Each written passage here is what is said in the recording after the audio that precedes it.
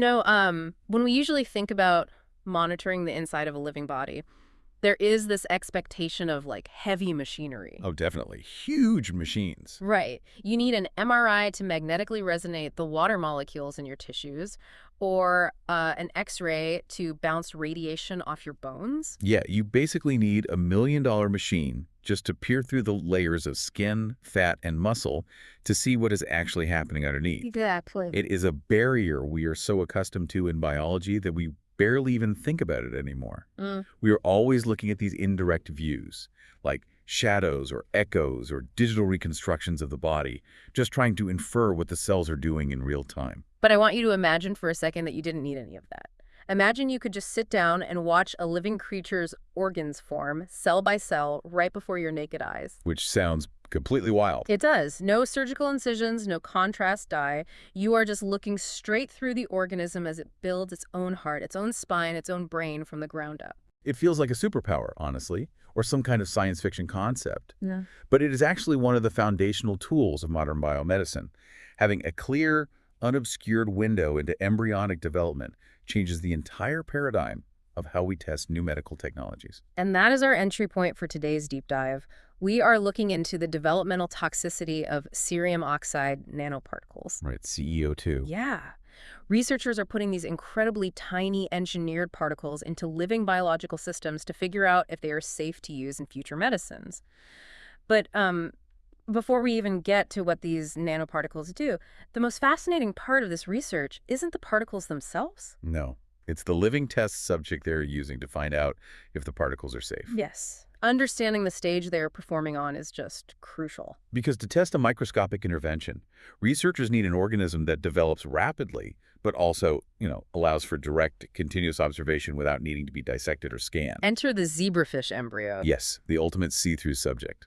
Researchers use these specifically because they possess this extreme optical transparency. You can literally see right through them.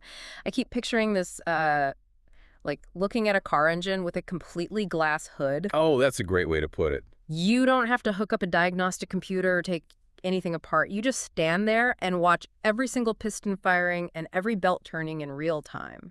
The visual clarity is really unmatched. Under a standard light microscope, researchers can directly visualize internal developmental structures. If you need to know if a new chemical compound is, say, disrupting cardiovascular formation, you just focus the lens and watch the heart grow. You can just watch it. Yeah, you watch the chambers form, you watch it begin to beat. There's no guesswork involved in whether the organ is structurally sound. I buy the visual advantage completely. It makes perfect sense. But I always hit a mental roadblock here when we talk about human biomedical applications. How so? Well, we are looking for therapies that will eventually go into human bodies, right? Human organs, human bloodstreams. But this is a tiny, transparent fish.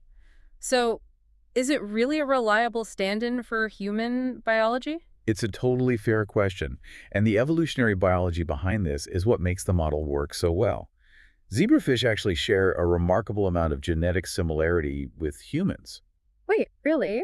A fish? Yeah, specifically when it comes to the fundamental instruction manual for life, the developmental pathways like the cellular signals that tell a cluster of stem cells to become a beating heart muscle, or a neural tube or a spinal column, those are highly conserved across all vertebrates. So millions of years ago, evolution figured out a blueprint for how to build a spine and a cardiovascular system, and it essentially just stuck with that original code for both fish and mammals. Exactly. The downstream details change, obviously. We get lungs, they get gills, but the initial embryonic building blocks are nearly identical. Oh. Yeah, so if a synthetic nanoparticle disrupts the chemical signaling required to form a spine in a zebrafish embryo, there is a very high probability it will disrupt that same foundational signaling in a mammalian embryo. That makes a lot of sense. It makes the zebrafish an incredibly efficient in vivo screening platform.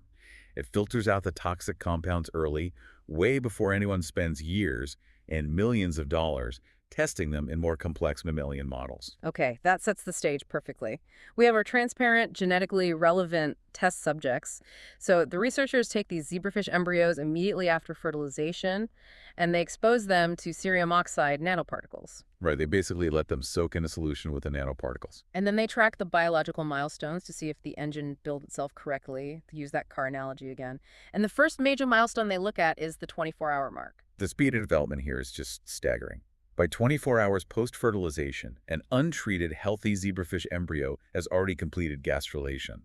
Gastrulation, that's that critical phase where a simple, single-layered sphere of cells suddenly folds inward on itself, right? Yes, exactly. It reorganizes into 3 distinct layers that eventually map out to the skin, the gut, and the nervous system. It is the moment the body plan is locked in. The body axis is clearly established, and beyond that, the early phase of organ development is already underway. Right. Under the microscope, researchers can clearly see a well-defined head. They can see the eye primordium, which is the foundational cellular cluster that will eventually become the optic system. The anatomy you can spot at just 24 hours is wild. You can see an elongating tail bud. You can see the somites arranged along the trunk. The somites are crucial. Yeah, and somites, for you listening, are these paired blocks of tissue that run down the back of the embryo. They're essentially the biological Lego bricks that will eventually differentiate into the vertebrae of the spine, the rib cage, and the skeletal muscle. Spot on. And watching the somites form is a great indicator of neurological and muscular health. And, speaking of muscular health, by 24 hours, early cardiac development is already evident. The primitive heart tube has formed. Exactly. And even more remarkably, researchers observe spontaneous body movements. The embryos are actually already twitching. Wait, at just 24 hours, they already have a primitive heart and they're twitching. That's incredibly fast. It really is. The twitching indicates that the neuromuscular junctions are forming and firing correctly. It's like watching a skyscraper go up in time-lapse. But because the construction is happening so fast, with so many delicate systems wiring themselves together simultaneously, it seems like a highly sensitive window, like doing a building inspection while the foundation's concrete is still wet. That's exactly what it is. And if you introduce a toxic chemical, this is exactly when the blueprints would get scrambled. This is the core of developmental toxicity screening. So what are they looking for when things go wrong? Researchers use this rapid 24-hour window to look for very specific morphological deviations. If a nanoparticle is toxic, it will interrupt cell division or chemical signaling. Macroscopically, this presents as delayed overall growth or severe spinal curvature. Let's drill into that for a second. Why would a toxic particle cause the spine to curve? Well, it usually comes down to disrupting the formation of those somites we just discussed, or interfering with the neuromuscular signaling required to keep the body axis straight. So if one side is growing slower than the other. Exactly. If the cells on one side of the body axis fail to multiply at the same rate as the other side, due to cellular stress, the physical structure literally bends. Oh, wow. And they are also looking out for pigmentation defects and something called edema. Specifically, yolk sac or pericardial edema. Edema is a massive red flag in embryology. It is an abnormal buildup of fluid. Pericardial edema means fluid is pooling around the heart, and yolk sac edema means it is building up around the nutrient supply. Mechanistically, why does that happen? It happens when the cardiovascular system is failing. If the primitive heart is damaged by toxicity and cannot pump efficiently, the fluid dynamics of the entire organism just break down, and plasma leaks into the surrounding cavities. Okay, so researchers know exactly what the red flags are. Curved spines, failing hearts, leaking fluid, stunted growth, or, just total embryo mortality. Right, they know what disaster looks like. So they check the embryos that have been soaking in the cerium oxide nanoparticles for 24 hours. And the results. The treated embryos look completely normal. There are absolutely no severe developmental delays. It's amazing. The embryos exposed to the nanoparticles continue to exhibit normal body axis formation. The somites are perfectly defined. The eye primordium is intact. No curved spines. No abnormal body curvature at all. And there is zero evidence of pericardial or yolk sac edema.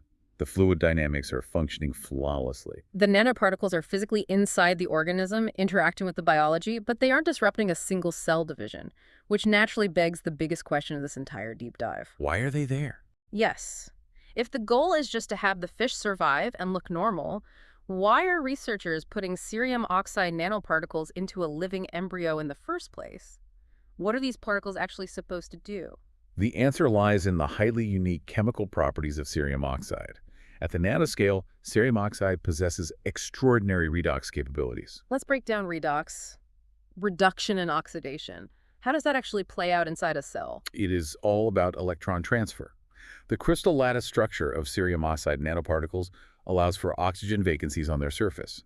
And this structural quirk enables the cerium atoms to easily and reversibly transition between two different oxidation states. Cerium-3 plus and cerium-4 You plus. got it. So they can quickly give away an electron and then just as easily grab an electron back from their environment. But why is playing a microscopic game of hot potato with electrons useful for human health?